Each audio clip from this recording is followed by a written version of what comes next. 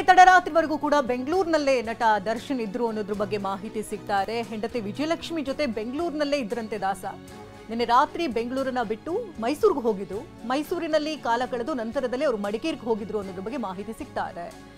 ನಿನ್ನೆ ತಡರಾತ್ರಿವರೆಗೂ ಕೂಡ ಬೆಂಗಳೂರಿನಲ್ಲೇ ಇದ್ರು ದಾಸ. ಇವತ್ತು ಏನೋ ಒಂದು ದೊಡ್ಡ ಮಟ್ಟದಲ್ಲಿ ತೀರ್ಪು ಬರುತ್ತೆ, ತಮ್ಮ ಪರವಾಗಿ ಆಗಬಹುದು ಅನ್ನುವಂಥ ನಿರೀಕ್ಷೆಯಲ್ಲಿದ್ರು. ಎಲ್ಲ ಟೆಂಪಲ್ ರನ್ ಎಲ್ಲ ಹೊಡೆದಿದ್ದಾಯ್ತು. ಸೊ ದೇವರ ಆಶೀರ್ವಾದ ಇರುತ್ತೆ ಅಂತ ಅಂದ್ಕೊಂಡಿದ್ರು. ಆದರೆ ಕಂಪ್ಲೀಟ್ ಆಗಿ ಈಗ ಸೀನ್ ಕಂಪ್ಲೀಟ್ ಆಗಿ ಬದಲಾಗಿದೆ. ಹಾಗಾಗಿ ಈಗ ಸುಂಟಿಕೊಪ್ಪದಿಂದ ಮೈಸೂರಿನತ್ತ ಪಯಣವನ್ನು ಬೆಳೆಸಿದ್ದಾರೆ ದರ್ಶನ್ ಅನ್ನೋದ್ರ ಬಗ್ಗೆ ಮಾಹಿತಿ ಲಭ್ಯವಾಗ್ತಾ ಇದೆ. ಇನ್ನು ಅವರ ತಾಯಿ ಮೀನಾ ಮೈಸೂರಿನಲ್ಲಿ ಉಳ್ಕೊಂಡಿರೋದ್ರಿಂದಾಗಿ ಇವತ್ತು ತಾಯಿ ಮನೆಯಲ್ಲಿ ತಂಗಿದ್ದು ನಂತರದಲ್ಲಿ ಮೈಸೂರಿನ ಒಂದು ಫಂಕ್ಷನ್ಗೆ ಅವರು ಅಟೆಂಡ್ ಮಾಡಬೇಕಾಗಿತ್ತು, ಜಾತ್ರೆಗೆ. ಆದರೆ ಈ ಎಲ್ಲವೂ ಕೂಡ ಈಗ ಉಲ್ಟಾ ಆಗಿರೋದ್ರಿಂದಾಗಿ ಈತ ತಾಯಿ ಮೀನಾ ಅವರು ಕೂಡ ಯಾವುದೇ ರಿಯಾಕ್ಷನ್ ಅನ್ನ ಕೊಟ್ಟಿಲ್ಲ.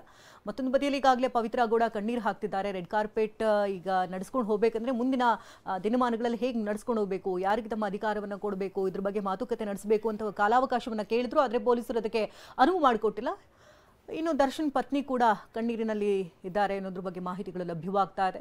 ಪವಿತ್ರ ಗೌಡ ನಿವಾಸದಿಂದ ಲೈವ್ ದೃಶ್ಯಗಳನ್ನ ಗಮನಿಸ್ತಾ ಇದ್ದೀರಿ. ಪೊಲೀಸರು ಈಗಾಗಲೇ ತೆರಳಿದ್ದಾರೆ. ಮುಂದಿನ ಪ್ರೊಸೀಜರ್ಗಳು ಹೇಗಿರುತ್ತೆ ಅನ್ನೋದ್ರ ಬಗ್ಗೆ ಅವ್ರ ಬಗ್ಗೆ ಮಾತುಕತೆಯನ್ನ ಕೂಡ ಆಗ್ತಾ ಇದೆ. ಇದು ಆರ್ ನಗರದಲ್ಲಿರುವ ದರ್ಶನ್ ನಿವಾಸ. ದರ್ಶನ್ ನಿವಾಸಕ್ಕೆ ಈಗ ಅವರ ಅಳಿಯ ಚಂದನ್ ಕೂಡ ಬಂದಿದ್ದನ್ನು ನೋಡಿದ್ವಿ. ಒಂದು ಬಟ್ಟೆ ಬ್ಯಾಗ್ ತೊಗೊಂಡು ಹೋಗಿದ್ದಾರೆ. ಬಟ್ಟೆಗಳನ್ನು ತುಂಬಿರುವಂಥ ಒಂದು ಬ್ಯಾಗನ್ನು ಕೂಡ ಅವರು ತೊಗೊಂಡು ಹೋದರು ಈ ಸಂದರ್ಭದಲ್ಲಿ ಅಂಥೇಳಿ.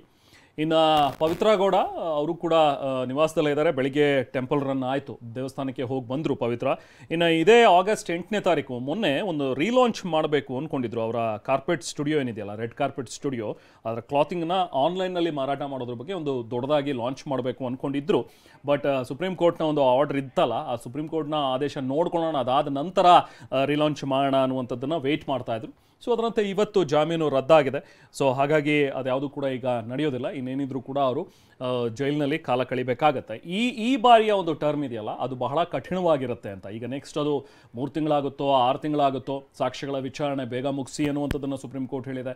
ಅದರಂತೆ ಬೇಗ ಮುಗಿದು ಮತ್ತೇನಾದರೂ ಇವರು ಬೇಲಿಗೆ ಅಪ್ಲೈ ಮಾಡ್ಕೊಂಡು ಬೇಲ್ಗೆ ಆಗ ಮೆರಿಟ್ ಆಧಾರದ ಮೇಲೆ ಮತ್ತೆ ಇವ್ರಿಗೇನಾದರೂ ಬೇಲ್ ಸಿಗುವಂಥ ಸಾಧ್ಯತೆಗಳಿರುತ್ತೆ. ಸೊ ಹಾಗಾಗಿ ಅದು 3 ತಿಂಗಳಾಗುತ್ತೋ 6 ತಿಂಗಳಾಗುತ್ತೋ 1 ವರ್ಷ ಆಗುತ್ತೋ, ಅಲ್ಲಿವರೆಗೂ ಕೂಡ ಕಠಿಣ ದಿನಗಳನ್ನು ಇವರೀಗ ಅನುಭವಿಸ್ಬೇಕಾಗತ್ತೆ.